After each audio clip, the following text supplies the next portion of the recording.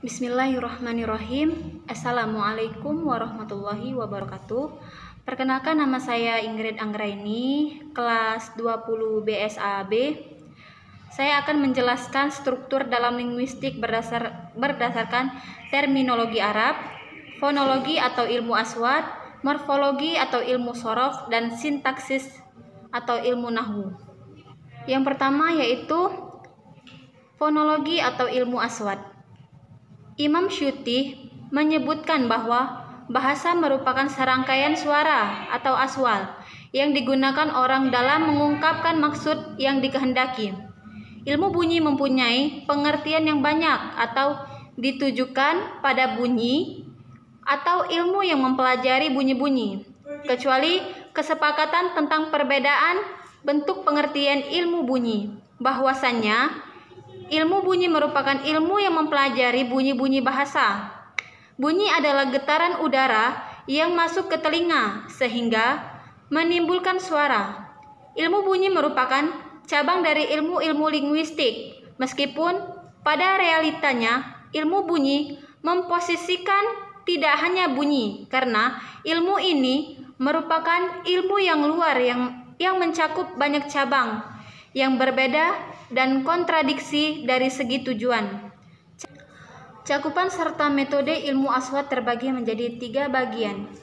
Yang pertama, ilmu aswat mutki atau ilmu bunyi artikulatoris, yaitu mempelajari suara-suara dari sisi artikulatoris dan fisikologi, bercontohkan dalam aplikasi pengucapan dan judul ilmu ini adalah instrumen suara manusia dan tempat keluarnya suatu dan sifat suara.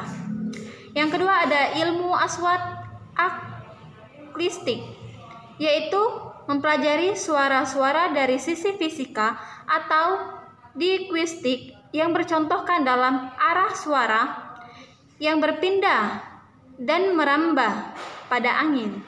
Yang ketiga ada ilmu aswat pendengaran atau sami', yaitu ilmu bunyi auditoris, yaitu yang membahas mekanika instrumen pendengaran dan pengaruh dengan suara-suara dari bagian arahan dan pengarahannya. Selanjutnya sintaksis atau ilmu nahwu. Secara etimologis, kata sintaksis berasal dari bahasa Yunani, terdiri dari 2 suku kata, san dan tetician.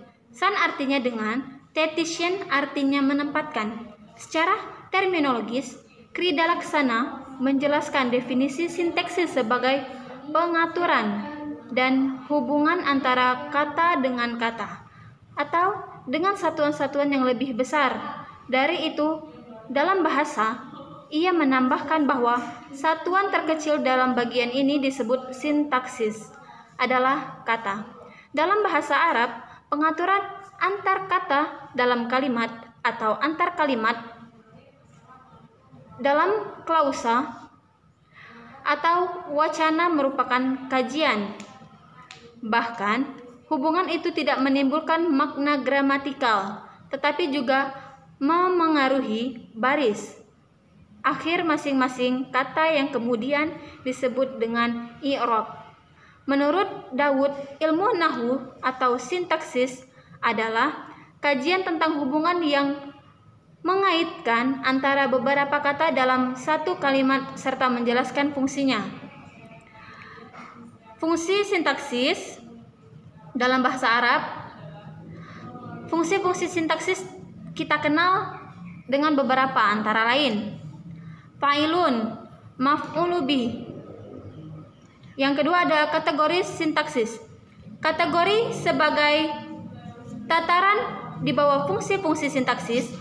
Hal ini mencakup istilah-istilah, kata benda,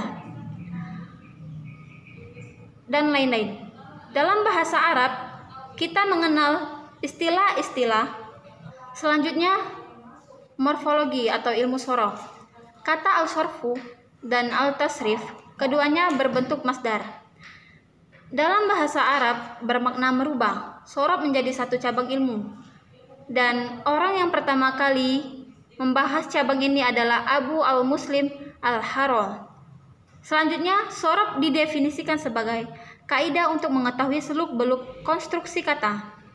Selain i'rab, seperti tatsniyah atau bermakna dua, jamak bermakna banyak, tashir bermakna sedikit atau kecil, nasab jenis atau marga, dan i'lal proses penelusuran. Asal muasal kata berdasarkan kaidah yang berlaku. Shorob masuk pada ranah isim fi'il dan bukan pada huruf dan semisalnya. Morfologi dalam kajian linguistik Arab dikenal dengan disiplin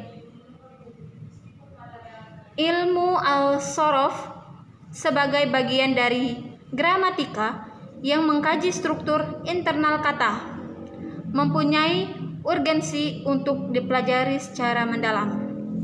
Mungkin ini saja penjelasan saya mengenai struktur dalam linguistik berdasarkan terminologi Arab. Bila ada salah, saya mohon maaf, kepada Allah saya mohon ampun. Saya akhiri, wassalamualaikum warahmatullahi wabarakatuh.